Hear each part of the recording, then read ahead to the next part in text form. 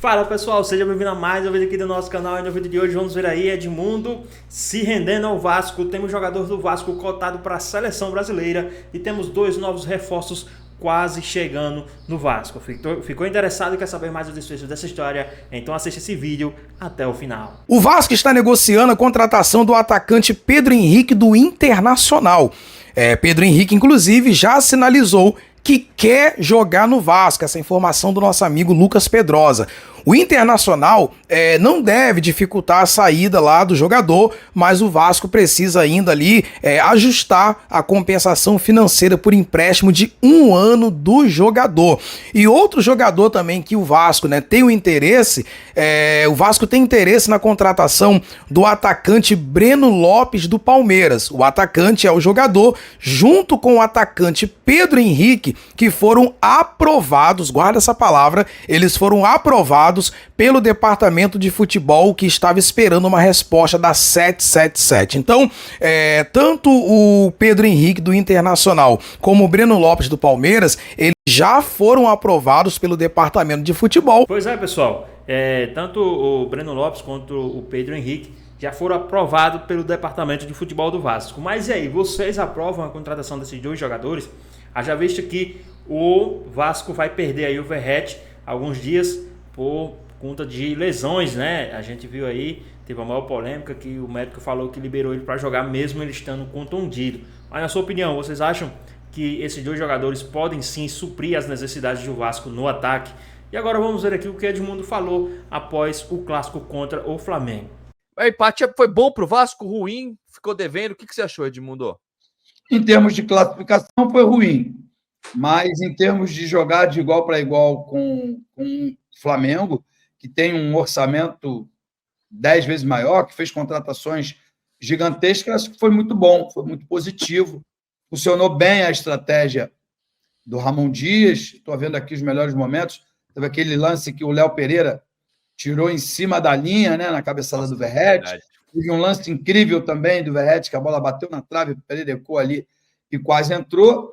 E no final, a penalidade que aconteceu, a gente tem que ser honesto e verdadeiro, mas a defesa sensacional aí do Léo Jardim, que é um dos melhores jogadores do time. Achei que alguns atletas deixaram a desejar, outros eu gostei do David, gostei do Matheus Carvalho, gostei do Adson e gostei do esquema, né? Funcionou dentro da proposta de jogar de contra-ataque. Funcionou. Mas é início de temporada ainda, né? Muita coisa ainda está para acontecer nesse campeonato, mas em termos de tabela é ruim, né? Que o Vasco hoje é o 7º colocado, fora da zona de classificação. O que você achou aí dos destaques do jogo, Edmundo? Não, eu acho que no geral todo mundo foi bem, mas nos jogos grandes a gente espera um pouco mais de alguns atletas. E aí, por isso que eu esperava um pouco mais do Payet, que chamasse a responsabilidade, como fez a Arrascaeta durante todos os 90 minutos. No geral, gostei do esquema. Tem jogadores que já jogam bem com a camisa do Vasco há muito tempo, o caso do Paulo Henrique, o João Vitor foi muito bem hoje, Léo, Lucas Piton, Zé Gabriel, acho que entregou tudo aquilo que a gente esperava, né? E claro que tem as decepções, né? Acho que a decepção é o David, mas acho que hoje ele fez uma das suas melhores partidas com a camisa do Vasco. Por quê? Porque o esquema o favorecia, né? O jogo de contra-ataque favorece quem tem força física e velocidade. Propor o jogo, quando você está o tempo todo próximo ao gol do adversário, requer uma técnica apurada que não tem o David. Então, acho que, no geral, assim, me agradou. Eu confesso que depois do jogo contra o Bangu, vexame contra o Bangu, e principalmente a derrota contra a equipe do Nova Iguaçu, achei que o Vasco ia passar vergonha no Maracanã. E não foi isso que aconteceu. O Vasco jogou de igual para igual e em alguns momentos foi até melhor, apesar de né? No final, o que vai ficar marcado foi o pênalti desperdiçado pelo Gabriel Barbosa. Olha só quem diria, né? O Edmundo se redimindo aí com o Vasco após passar a semana toda criticando o Vasco. Certamente ele estava com medo de passar um vexame no Maracanã e não foi isso o que aconteceu, né? E temos aqui também o pessoal da Band, né? Os donos da Bola do Rio, falando sobre um jogador do Vasco que já está merecendo seleção brasileira. Na sua opinião, vocês acham que esse jogador, após ele falar, vocês acham que eles merecem seleção brasileira? Vamos dar uma olhadinha aqui, quem é esse jogador que ele falou? Eu acho que o Ramon, além dessa questão de saber se defender bem, ele conseguiu também fazer com que alguns de seus principais jogadores fossem potencializados no jogo. E aí eu cito aqui o Lucas Piton, que para mim, se não é o melhor lateral esquerdo do futebol brasileiro, tá no top 3, mas tá no top 3 assim, com muita facilidade, porque ele apoia muito bem e defensivamente ele tá evoluindo. E ele é inteligente, né? Ele sabe usar o espaço, ocupar os espaços. Você vê que cruzamento do Piton geralmente tem destino à cabeça do Verratti ou de algum outro jogador do Vasco. Então é um jogador que tá evoluindo cada vez mais e tem muita qualidade na fase ofensiva do jogo. E aí, pessoal, na sua opinião, vocês acham que o Piton merece sim seleção brasileira ou você acha que ele se equivocou aí na pedida do Piton na seleção brasileira? E vamos dar uma olhadinha aqui também que o Nicola trouxe aqui mais alguns reforços que podem chegar aí no Vasco.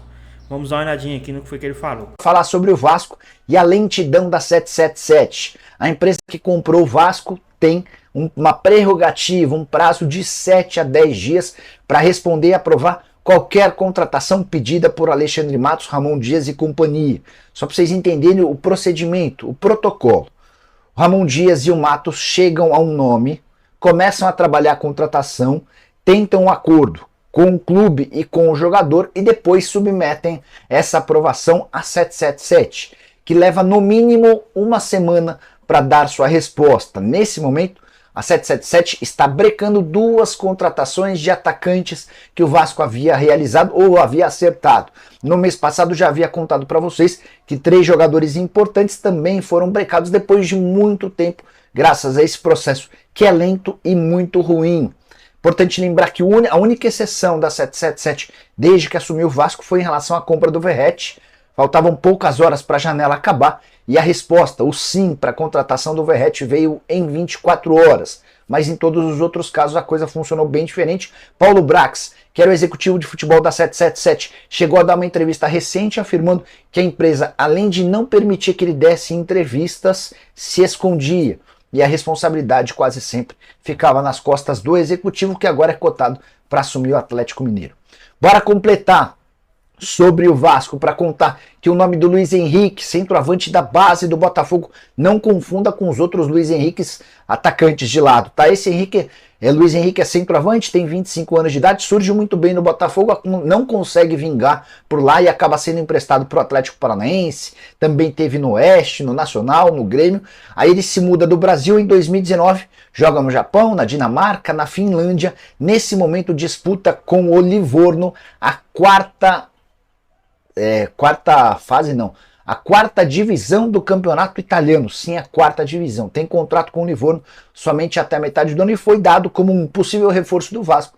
Fui checar essa história e a minha fonte vascaína afirmou que nunca se falou desse nome. Pois é, pessoal, tá aí o vídeo de hoje, né? Na sua opinião, vocês acham que o Piton merece a seleção brasileira? Deixa aqui nos comentários o que é que vocês acham, né? E outra, ele tem dupla nacionalidade, então se a seleção brasileira não pegar o Piton aí, não convocar o Piton, a seleção italiana pode convocar ele aí e pronto, já perdeu mais um lateral esquerdo, que é uma das principais dificuldades no nosso futebol brasileiro aí, na nossa seleção brasileira, né? Temos aí também as possíveis contratações aí do Vasco. O Nicola falou aí como é que é o esquema, né? O Vasco tem interesse, aí tem uma conversação entre Ramon Dias e Alexandre Matos, eles vão até o jogador, conversa com o jogador, acerta tudo e passa para 777 e ela diz se pode ou não contratar o jogador, né? Temos aí a possível contratação do jogador do Internacional, né, um atacante, e também do Palmeiras. Será que esses dois se encaixariam aí no time do Vasco? Só lembrando, ressaltando, né, o que eu já falei, o Verratti vai ficar um tempo afastado por lesões, né? O Verratti que tem lesões aí na costela e também vai desfalcar o Vasco. Aí juntamente já tem um Paulinho que já não vai jogar mais esse ano, né? E também o Verratti vai dar uma pausa aí para tratar essa contusão. O Vasco que vai precisar aí fazer algumas contratações, sim, pois o Vasco não está nada bem, né? Se a gente for ver, o Vasco tem que trazer alguns reforços para o lado do campo, tem que trazer atacantes rápidos. O Vasco não tem atacantes rápidos, né? O David, acredito que foi um tiro no pé, né? O David, eu acho que o Alexandre Matos errou aí no David. Pode ser que ele cale a nossa boca, né? Fazendo gols, jogando bem, mas até agora o David não mostrou.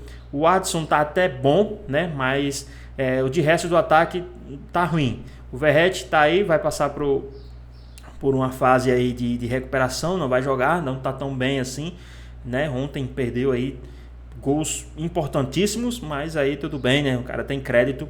E o Payet, a gente depende muito do Payet, né? Assim como o Edmundo falou, a gente depende de um dia muito bom do Payet, e ontem ele ficou devendo. O Payet que tem aí a mania de não chutar, ele quer limpar muito os lances e acaba chutando em cima do marcador. Ontem teve uma passagem que dava para ele ter só dado um corte e chutar, ele tentou dar 3 cortes e chutou em cima do marcador. Então fica um pouco mais difícil aí, né? Porque ele não tem aquele hábito de estar chutando, e ele chuta tão bem, ele chuta forte, ele tem uma precisão muito boa no chute, e a gente poderia ter saído com a vitória, né? Também temos aí a atuação belíssima do Léo Jardim no finalzinho do jogo, na hora que o Vasco precisou do goleiro, ele apareceu pegando o pênalti aí do Gabigol. Na hora que o Vasco precisou, ele apareceu, fez ali jus a ser um dos melhores goleiros do Brasil, e também se redimiu aí devido a uma falha brutal, né? Um frango que ele sofreu contra o Bangu, se não me engano, e fez ali uma bela atuação ontem, defendendo o pênalti e tudo mais. Então, pessoal, o Vasco precisa de contratações. Deixa aqui nos comentários o que é que vocês acham a respeito sobre isso. Espero que vocês tenham gostado do vídeo. Deixe seu like, comente aqui embaixo, ative o sininho de notificações, se for novo aqui no canal. Já se inscreva para não perder os próximos vídeos. Tamo junto, é nóis e até a próxima. Fui!